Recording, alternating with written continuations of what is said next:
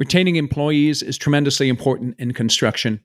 And that's why I have my guest, Matt DiBara, back on Construction Genius. He's a fourth generation Mason. So Matt actually knows what he's talking about because he's lived it. And we dive into the importance of regular check-ins with your new employees to make sure that they're on the right track. We talk about how you can go through process improvement conversations with your employees so that when issues arise, you're not necessarily making it personal right away, but you're focusing on the process. And if you can improve the process and the person can buy into the process, then that helps with their activity and their performance and then the retention of that person. We also have a very interesting conversation, and I want you to pay particular attention to this. It's later in the interview when we talk about how to handle toxic high performers. You know, those guys and gals in your company that make you a lot of money, but have a negative impact on people in your organization. Matt has a very realistic answer to that question. It's a non-consultant type answer, and I think you'll find it tremendously helpful. So make sure you listen to that portion of the interview that is later on in our discussion. Thank you for listening to Construction Genius today. Make sure that you check out all the links in the show notes so that you can get in touch with Matt and enjoy my conversation. This is Eric Anderton, and you're listening to Construction Genius, a leadership masterclass. Thomas Edison said that genius is 1% inspiration and 99% perspiration. If you're a construction leader, you know all about the perspiration, and this show is all about the 1% inspiration that you can add to your hard work to help you to improve your leadership. Matt, welcome to Construction Genius. Thank you, Eric. Great to have you back on the show. And today we're going to talk about one of the major issues in construction. We all know that there's a shortage of labor, a shortage of talent. That's never going to go away, I don't think. And so it's critical that construction companies are able to retain the talent that they have. What are the biggest challenges construction companies have with retaining talent? Well, I think that with retention, what we're really talking about, the clear end goal. So obviously there's the retention factor. So first we got to find them and keep them, right? We got to find the people and grow our teams and fill our empty slots. And then we got to retain them, right? We want them to stay for a long period of time, not just keep them today, tomorrow. But what we're really after is we're after maximization of each of the team members, right? Because the output is varying. If I have somebody who's not super motivated, they might output at 50% versus somebody who, if they love the role, they love what they're doing, they're in a great culture, they might do 2 or 3 or even 4 times output. So that's what we're after. And kind of the benchmark before that is, well, look, I got to keep my team first. And that's what we're saying here. And I think the struggle is in having construction as a whole, I think needs to catch up with a lot of the other industries in terms of building culture, in terms of making job sites fun, in terms of having a culture. If you ask a lot of construction companies what their culture is, or you poll their team members, interesting to find those answers. We've done it. Okay, so it's interesting because what you're saying then is that in order to retain people, one of the keys to that is having a strong culture that attracts the right people and repels the wrong people. Am I hearing that right? Yeah, retention is broken down into many areas. One is communication, right? Defining your culture clearly, benchmarks and having measurable goals, right? If you're an A player, one of the biggest things is you got to know how to get an A. And so the more you can, like A players, we've seen so many companies, it's interesting. We've seen a lot of the inability to retain A player talent is merely the inability to clearly measure, because A players love getting A's. And what I mean by that is if I'm great, I'm used to getting pats on the back. I'm used to getting, hey, you're amazing. If I don't have benchmarks in place where I can be judged and hang my hat and say, look, I did this today, it creates difficulty in the workplace, especially for those great people. And then you create a breeding ground for mediocrity within your company, or you have the potential to do that. I think one of the challenges that construction companies have is that from their perspective is that there aren't enough A players out there. So unfortunately, from their perspective, they've got B and C players in, and they need them in because they need a warm body on the job site, at least, even though it may not be the ideal scenario and they actually are impacting their profitability that way. I mean, look, I can speak from experience and I can second that with my family business. We had that issue for a while, but I think that's where it comes down to doubling and tripling the amount of effort to bring those people in, because they do exist. They are there. And it comes in a couple different forms. It comes in training and motivating your C and B players. Typically, that's the first most important thing, is defining your culture and having good communication. So somebody comes in, I'm a simple person, right? So if you were to boil down culture into its essence, culture is really the unspoken rules. So I know a company has good culture when I can shadow somebody being trained. Let's use my family construction company as an example. And I can hear them saying, we don't do it this way, or we do it this way instead, or, Right. or this is how we do things. It's these almost unspoken norms, promises that are made amongst the team. It's almost like an unspoken and oftentimes spoken promise of what you're going to get when you work here. Okay, so the culture is defined then, but then you said something, and I just want to explore this with you. Training and motivating C and B players. I'll buy that B players can be trained and motivated. Can C players be trained and motivated? You need to try. So what we found is benchmarks, right? So if I can't get a C player to a B player in a certain amount of time, then I need to make some hard decisions. But the problem is this whole thing doesn't operate in a vacuum. And what I mean by this is this concept of retention and culture doesn't operate in a vacuum. The most important thing, and I can speak from experience, is the ability to find candidates. You cannot operate and build a great culture in scarcity. If your mindset is, I don't have enough people, John's late, but I can't enforce the culture because I know that if I write John up, John's going to quit. And if John quits, I can't get the job done. You've already folded the deck of cards. So the most important thing is your ability to find and vet candidates. That builds your confidence to then do the things over here that need to be done. Okay, so you struck on a very important word there, and it touches on what I call the short and curly syndrome. And what that is that I don't let someone go because they have me by the short and curlies. They have the leverage in the relationship because they know that I won't fire them because they see that I need them on that job, even if I'm performing at a low level. And you really hit it there, Matt. If I have a funnel full of candidates, then I have confidence to look at my C players and say, either you upgrade your game or we're going to have to make another decision. Yeah, I mean, it's 5 simple steps. Like when we built the contractor hiring course, everything we do with outsourced hiring, which is actively doing this for contractors, is built around 5 steps. First, I need a clear understanding. What are the roles? What are the job functions, right? Then I got to find my candidates. I got to vet them. I got to hire, and I got to retain. In retain, there's culture, communication. We have a process with check-ins that works really well. We have another one called process improvement meetings. Really interesting how that's gone with modern construction and the ability to critique without really critiquing. It's basically a concept of blaming the process, not the person always. So taking it from the perspective of process breakdown, but you got to nail it in sequence, right? You have to have that big candidate pool because if you don't, you won't feel confident and you'll operate in scarcity. And so we can't go and fix the 4th and 5th step, right? If we don't have the first 3 down. So I'm presupposing at this point that we've got a nice long list of candidates. We have the ability to let somebody go if they're not meeting our standards. Now that's when this game really gets fun. So that's interesting. I want to hit the check-in one. There's a quote I love from Hemingway. He said, how do you go bankrupt? 2 ways, gradually and then suddenly. And sometimes I'm talking to my executive coaching clients and they're saying, Eric, I just had a blow up with one of my PMs. He's having a real issue with X, Y, or Z. And then I'll ask them, well, how often do you have a one-on-one meeting with them? And they'll say, well, once every 6 months or never. And so tell me what this check-in process is all about. And does that relate to what I'm talking about? Yeah, absolutely. So the most critical, think of a plane, right? 2 most dangerous times, you're taking off and you're landing, right? When you get up to cruising altitude, things are usually smooth unless there's some turbulence unexpected. But it's the same concept with team members, right? It's like when someone's leaving or you're offboarding somebody, things can get real messy. Same thing when they're coming in. So when a new team member comes in, clear expectations of clear scorecard. How do you get an A here? So if you don't have these things, these are huge opportunities. Then the check-in process, we have found great success and with our clients, 2-week check-in, 4-week check-in, 90-day check-in. And then you can do a revolving 3 or 6 month. But what this does is it creates an environment where there's so many benefits to it. Number one is if you have somebody who's doing phenomenal, all of those, we highly emphasize that all of these check-ins, so 4 times in the first roughly 4 months, right? 4.5 months, I think it is.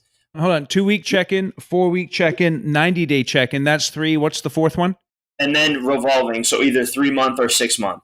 That's for the entire tenure of the team member at your company. And what this facilitates is it facilitates many things. Number one is if they're doing exemplary work, I mean, we've had people 2 weeks in, they get a raise. They get another raise at the 1 month check-in. They get another raise at the 90-day Sure. check-in. And they're just on fire. They're loving this, right? Other people, it creates the conversation early and often about improvement. Hey, so being on time is really important. I know you've only been here 2 weeks. We get it. We understand. We're going to work through this. But boom, month later, hey, look, we're still having this issue. What do we need to do? How can we support you?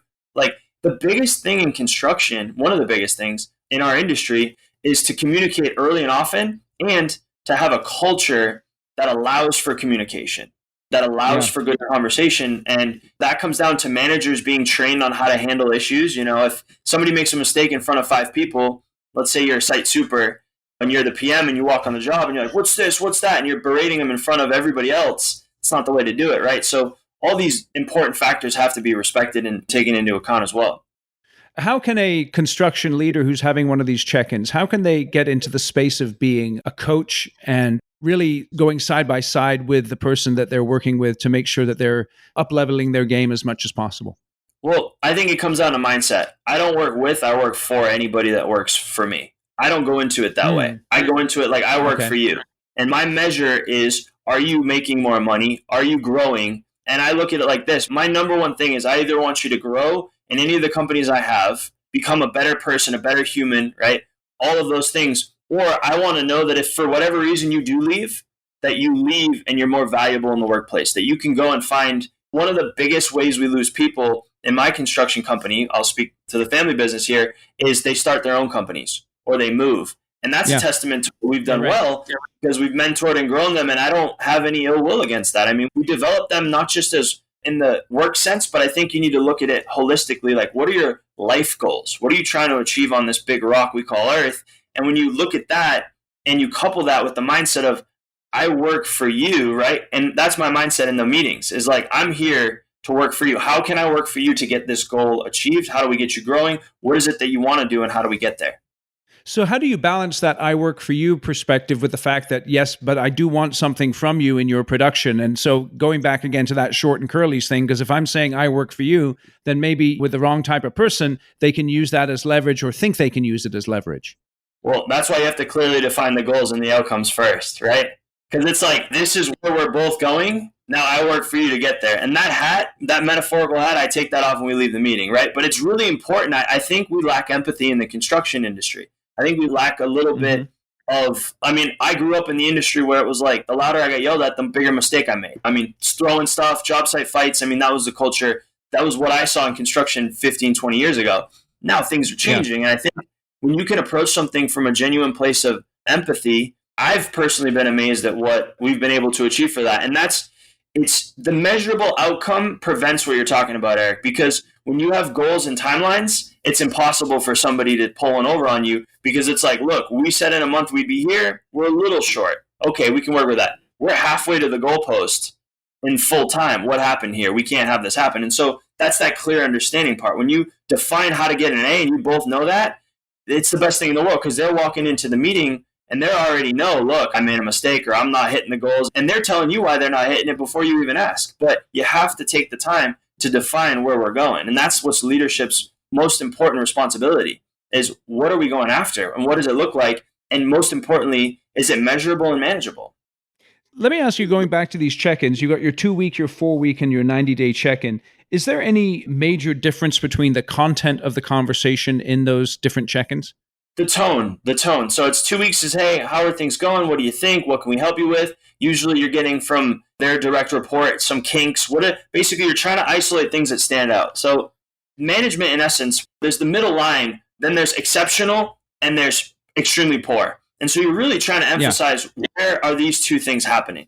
And so the tone of the check-in 2-week is very much like, how are you doing? After a month, it's like, hey, we're on the racetrack. We're a couple laps in here, excited for this 90-day. And then the 90-day is like, hey, so this is how this is going to look moving forward. So the tone changes, but the conversation is the same. So in your mind, let's go to the senior levels of the company. And maybe we're not talking about someone who's just a laborer in the field or an apprentice or something. But let's say you've hired a project manager or a project executive and they have multiple people reporting to them or they're running multiple projects. Would your check-in frequency with them change in any way? No, absolutely not. I would definitely keep it the same. And I think it's extremely important, because the higher up you go in the org chart, the more critical it is that, especially in construction, the more critical it is that you're catching things early and often.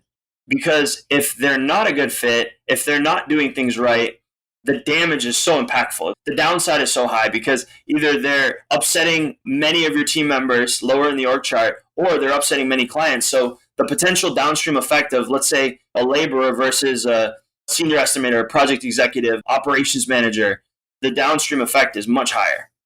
So what you're saying then is you feel that after that 90-day check-in, a check-in every 3 months or 6 months is sufficient. You don't need to check in more than that?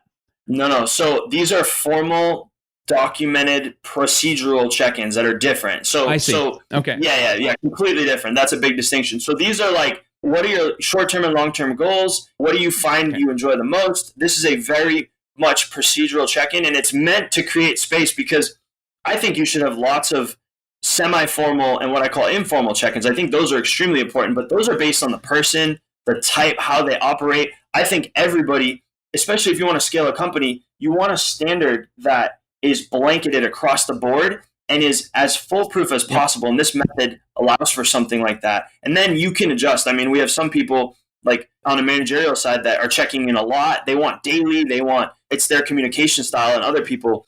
But these are the mandatory baseline that I think if every construction company had something like this, they would find a better result.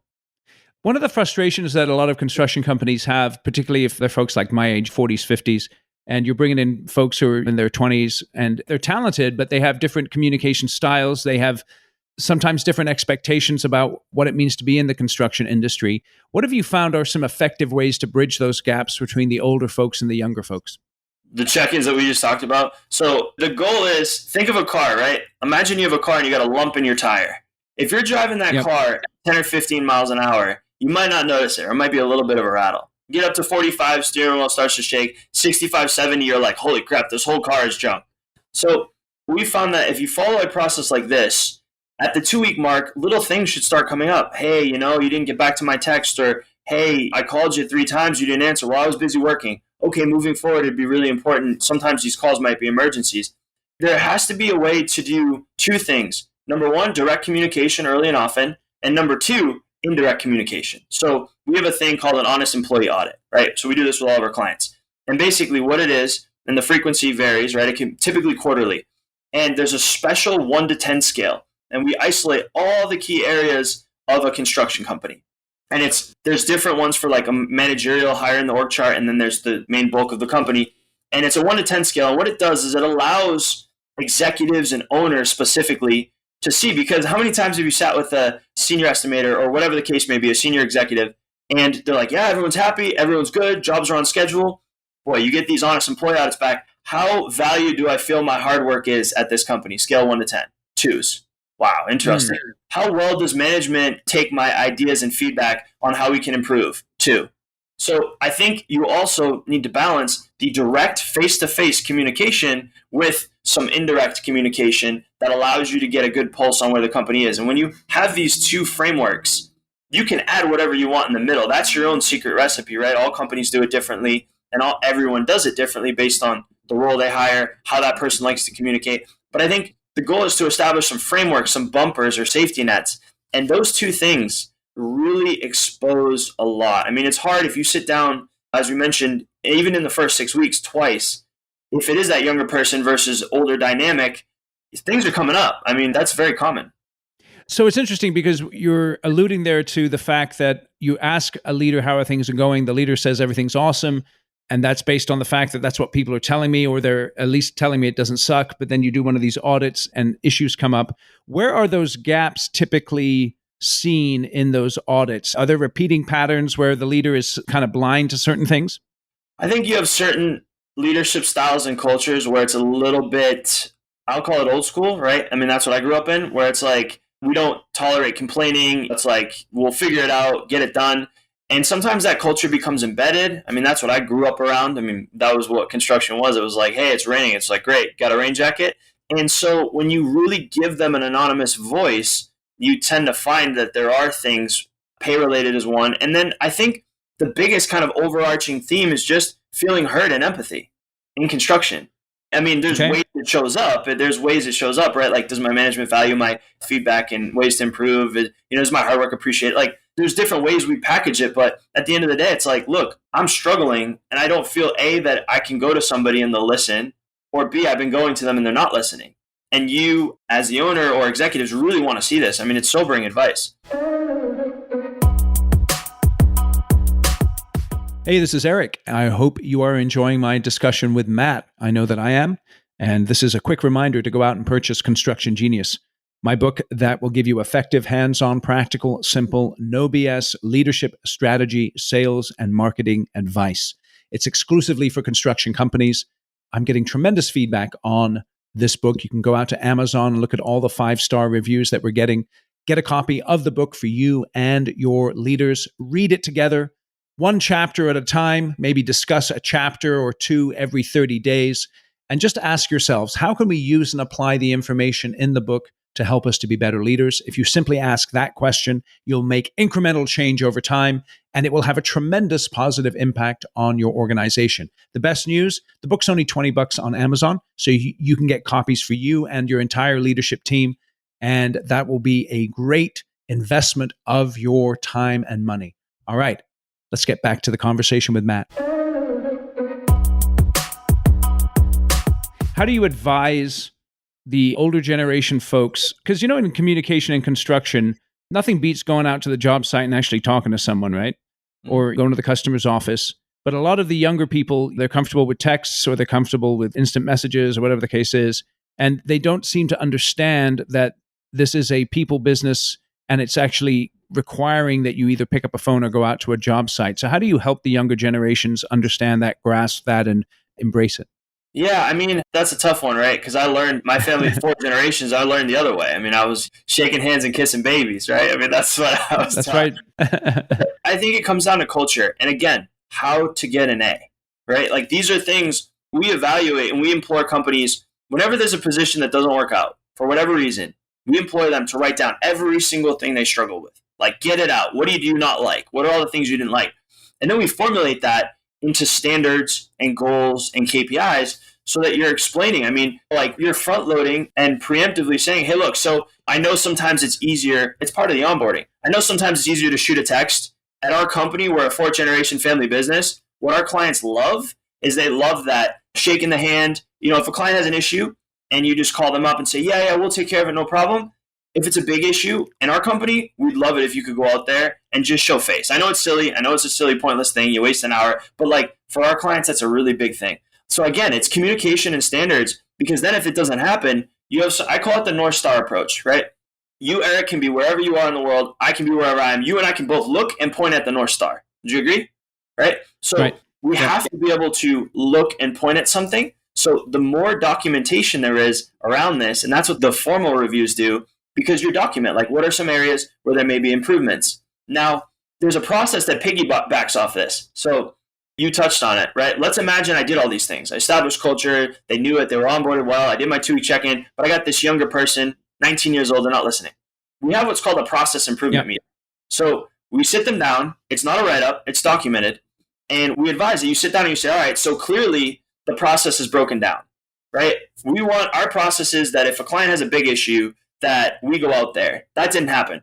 How can we improve this process? What needs to happen?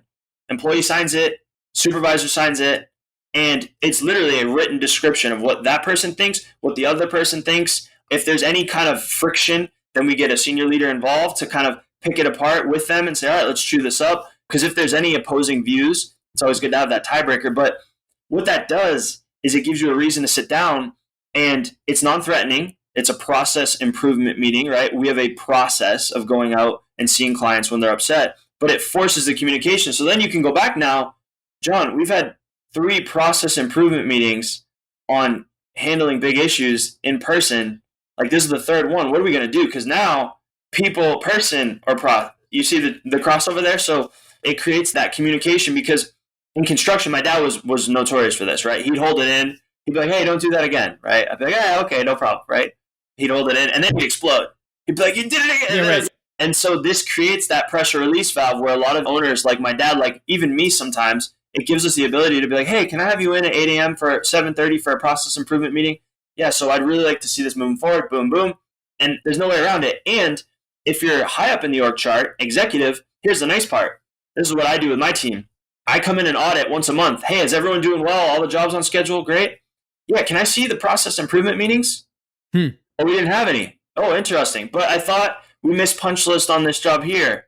Oh, and I thought this one went over by a month. Well, we didn't. So now I have a way to keep my senior leaders accountable, because it's like, well, did you in the field, my PMs, my site supers, my foreman, oh, so-and-so laborer didn't bring the laser level and da-da-da. Oh, great. Do you guys, I'd love to see the sheet, the process improvement meeting you guys had.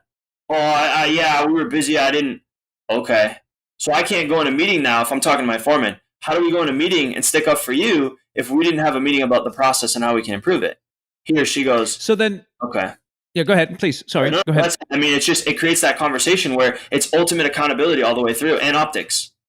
So then with this process improvement procedure that you're referring to, it sounds like a euphemism for people improvement, right? And so I understand your logic in terms of not wanting to make it personal to the person. But when you say process improvement, what if I have a process in place that I know works and I don't want it improved, but this person's just not adhering to the process?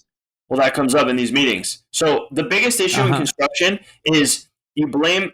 I find that it's best, right? They say innocent until proven guilty, right? Right. That's the legal jargon. Process until proven person. Okay. Process until proven person. So what I'm saying here is I'm saying the amount of times that I've looked at a situation, sat with senior leaders and gone, oh yeah, we're going to fire this person. In my head, right? Yep. We're going to fire this person. Then I see the sheet and it's like, oh, wait a minute. They were supposed to drop this off. The truck broke down. This happened. That happened. Oh my gosh, look at these tree roots that no one talked about. Look at the axis. The material was delayed. And all of a sudden, I would say it's at least 50 or 60% of the time that the opinion I have going into it is not the opinion I have coming out of it when I see their story. So I believe that in construction, I'm not saying don't blame the person. I'm saying the person becomes much more clear when you first assume it's the process. And it creates a communication style. Process until person. I really like that, because what you hit on there is that we do jump to conclusions rather rapidly. One of the reasons we do that is because we've built our business based on being decisive and being, in many cases, instinctive, and our intuitions have served us well. But sometimes with people, our intuitions do not serve us well. And it sounds like what you're describing helps me to get more information before I make a judgment. 100%, because I can look at a process improvement meeting now. I can look at a sheet and I can see, what did my site super say? What did my foreman say? And I can answer, I can say, do I have all the information to make a decision here now? Yes, no. If I don't, I can elaborate. Or I can put a sub-process in place that would alleviate this altogether. But it's far too many times that, especially if you take an overarching theme, which is that in construction, typically communication isn't the best, right? It's either because of some of the things that I mentioned, which is you say things and then it's like you're perceived as a whiner, and maybe they are, or maybe 3/4 of the team whines. So the 1/4 that's legitimate, you're like, oh, you're whining too. Like there's all these nuances. Yeah, right. Blaming the process first is taking the assumption as a leader and saying, look, where did our goal break down? And look, there's plenty of times where it's the person. And here's the beautiful part. Sometimes, most of the time we've seen when it's the person, they admit it. They go, yeah, I just forgot. Okay, well, how do we not forget next time? Yep. How do we make sure we don't forget? And here's the beautiful part. It's documented now. So managerial, any type of terminations, it's like, well, so now it's like workers' comp stuff. It's like we let them go and a week later there's a workers' comp claim. It's like, well, this is interesting. I had 6 of these meetings in the past 6 weeks. And then all of a sudden this happened. Like, it protects the company in so many different ways. What do you do with toxic employees? And let me explain the toxic employee I'm referring to, because I think this impacts retention. So I have someone, let's say, who's maybe a foreman who's super talented, right? And they just kick ass and they bring in projects profitably. But because of just the way they show up, they have a tendency to drive other people away. And on the one hand, as a business owner, I'm like, dude, this guy makes me money. But on the other hand, I look and say, well, I lost 3 good guys because of the way he acts. That's a common occurrence in construction. How would you advise a contractor, a company owner, to deal with that particular situation?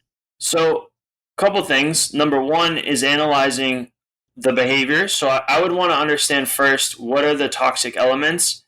And I'd really try and understand, is it something where what I call a blind spot in business, meaning is this person doing things that they don't necessarily see how impactful they are? So first I'm going to try and get a clear understanding, and I'm going to try and present to this person, hey, look, with data and numbers. So I really try and steer away from the ethereal, right? I want to be, so in the last 2 months, I've put you with 6 different crews and all 6 don't want to work. Like, what's going on? Well, they're all stupid, right? Let's just say they're all dumb. They suck. They're not good. I'm the best. Okay. All right. Well, how do you suppose we're going to get these jobs done if it's just you? Well, nobody wants to work hard today like me, and I bust my butt, and these guys are all idiots, and you're putting me with idiots. So the first thing I'll do is I'll try and find, typically those types of people are, if they are profitable, it means they are bringing in jobs at or under budget. They're working hard typically. They're not usually lazy, right? They're toxic, Right. but they're like you're saying. So I would try and find a younger crew that wants to work with them. And I would say, look, here's the deal. Because we've had this in my company in particular. I have a few people right Yeah. now that are like this. And we bring in a younger team and we say, look, this person here is great. They've got a lot of great talents, but they're a little rough around the edges. And I would try and bridge the gap between finding people that are really going to listen well and do what they're told. Because typically that toxicity is like, grab this, do this. You're not listening. Come on. What do you mean? And I would bridge that with them and saying, look, these guys are gals. They're a little younger. They're learning. I know you're like to be rough, but can we be a little bit more forgiving for the fact that they want to learn and mentor under you because clearly you're the best? And so I'm trying to create a bridge between this person seeing empathy for the fact that they're young and learning, and also these younger people seeing that they get an opportunity to learn. And that strategy can work really well. And sometimes you just have to hit the nail on the head. You have to say, look, here's the deal. This is the stuff I don't like. It's documented. It can't happen. And if they go, well, I'll find a job somewhere else. I'll find a job before I go home. You're tasked with a tough decision. I try and take those people and I try and build a team. I call it a unique team or a special team. And we have those in my company where it just works, and I try and do smaller teams. So like I have someone in particular, one person they work with, that's it. Because I eliminate the risk of multiple people and multiple opinions and things like that. But then how does that affect my culture? Because on the one hand, if I say my culture is X, Y, and Z, but then I build a special team over here for my high performer who makes me money, doesn't the rest of the employees look at that and say, yeah, he talks about this, but then he does that? Well, are they working together is the first question. Because what is culture? Culture is defined. Imagine they're on different. So I'm assuming right now, I'm presupposing they're on separate job sites. So the only time they're seeing each other, team events, and if you do anything together, if you do breakfasts or outings or things like that. Other than that, it's like who's picking up the truck, who's going to the job site. So I think that's the whole purpose. Is you have to quarantine that. You cannot allow that to be. You can't be mixing teams and mixing people with somebody who's toxic. Cannot happen. You will lose. The downside risk is far greater. So I look at it like quarantine. Can I have a situation where this person can work on job sites with a small crew by themselves? They have their own way of operating like an island, right? They got things that they do, and guess what? It works for them. They're happy. And I try and establish that if it's a true A player. But I also, like I said, sometimes you got to hit the nail on the head and say, look, you did this. It's not acceptable. Is there, you can do a process improvement meeting, or it comes up during your check-ins, right? Where it's like, look, these things can happen. I'm very empathetic to the fact that it's very hard to find people that can run jobs profitably or do that level of talent. So we try and find ways that are imperfect but allow for the productivity that we need, because that's important too.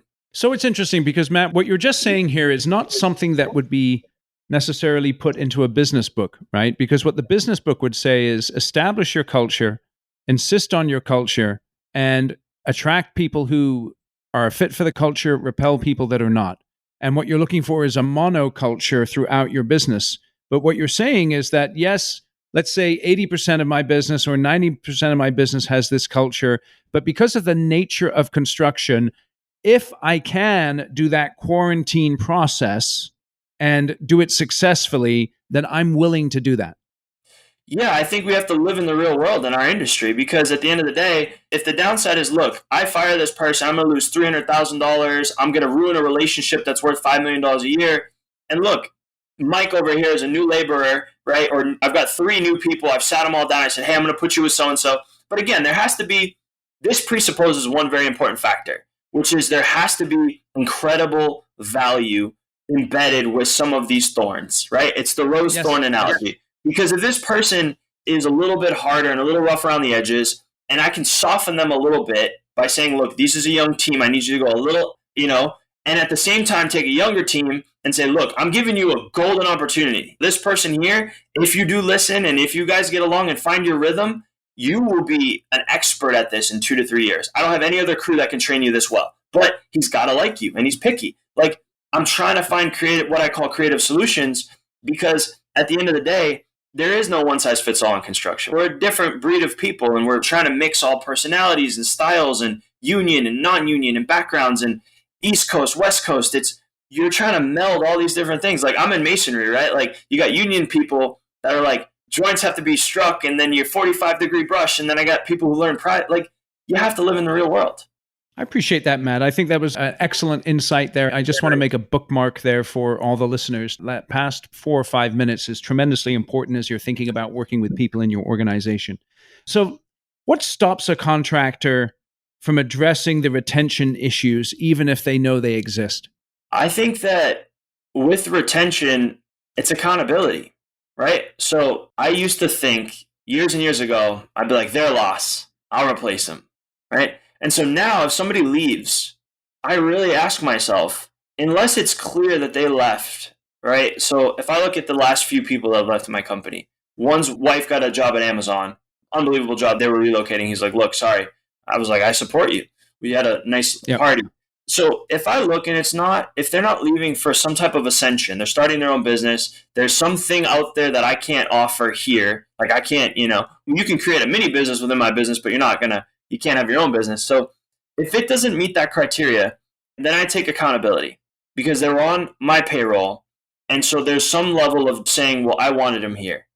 So I have to analyze this holistically. And sometimes it comes to a couple conclusions. One is, well, they weren't that great altogether, and I just didn't have a better way of replacing them.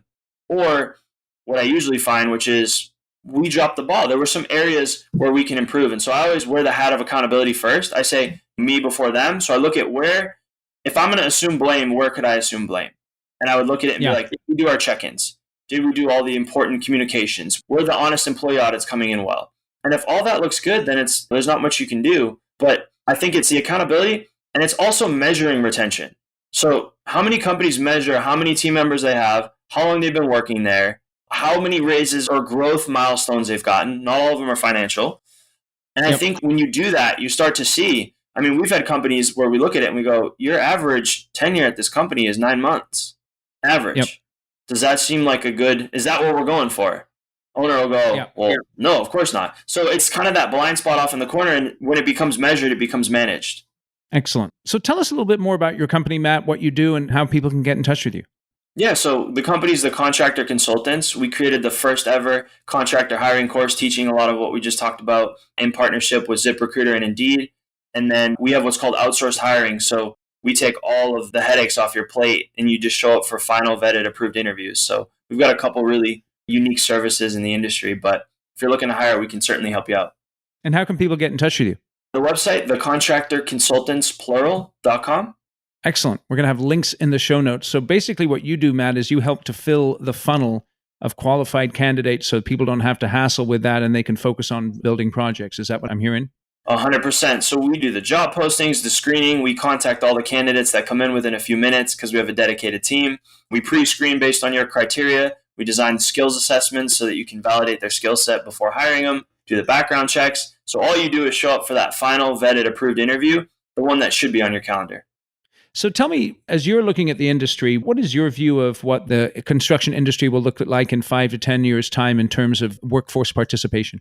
I think we're at a turning point right now. I think that if bigger companies, we're in talks with some of them, start to really get involved with sponsoring the next generation, and not individually, I mean like holistically, like sponsoring a movement around the next generation of skilled trades, I think we can revive this, but it's a plane that's crashing and we're a couple hundred feet from the ground here. So I think like we're working with Skills USA, for example, trade school organization. So I think if we work together and we get the big, massive corporations involved with these kind of trade organizations, we'll do all right. But it's going to be an interesting, bumpy ride, I think.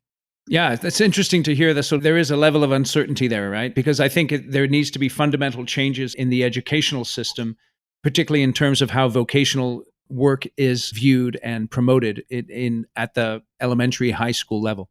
I couldn't agree more. And it's also interesting because in construction, there are associations and there are the banding together of companies, but because we're so competitive, it is kind of tough for companies to band together on these types of initiatives. Is that right? I think we need to take it top down and bottom up. I think it needs to be, like you said, we need it at the congressional level. I think we need it at the state level, the city level, the town level. You need it with small, medium, and large corporations. We need to understand how important it is to have people who can do this type of work. I think it's just we take for granted we're saying it's bad and the numbers are trending that way, but it's like, well, I still get my water heater replaced, or I can still build commercial projects, right? If I'm, let's say I'm a car dealer and I'm like, well, I still get my project done, but there's stress fractures in the beam and this is going to be a sudden rupture. Okay, great. Matt, real quick, just tell us, you're down in Southern California, is that right? Yep, Los Angeles. Okay, so if I'm in LA, what's the one restaurant I got to hit in LA? Oh, that's a good question. I don't remember what I said last time. Give me a new one. Give me a new one. There's an Italian restaurant called, how fitting, called Ca del Sol. That's really good. I like that one. And how do you spell that? C-A, I believe it's D-E-L-S-O-L-E. Great. Ca del Sol. We're going to find that on the internet. So if you're in LA, that's the best place to go. And what kind of food do they have there? They got everything. It's an Italian restaurant, though, so all your common Italian eats. Oh, there it is. I pulled it up. There will be a link in the show notes. Oh, yeah. Italian eats. Now, okay, so if I'm there for dinner, what am I going to order? That's tough because I'm Italian, so it's like I'd have to get. Well, what do you like to order? Depends on my mood. I might do I don't know. I'm pretty simple. I like a good. What would I get there? It's a good question. Dude, I'm looking at the menu here, man. There's this gnocchi al pesto, the homemade potato dumplings with basil pesto. That sounds really good right there. That's the one. That's a good one. Awesome. Well, we'll put the link in the show notes. We really appreciate you coming on, Matt. And I really do appreciate that perspective that you gave on the sort of the quarantine outlook. I think that's something for people to really consider. So that's tremendously valuable. Thank you very much for joining us. Thank you for listening to Construction Genius. Just a quick shout out for Matt's website, thecontractorconsultants.com.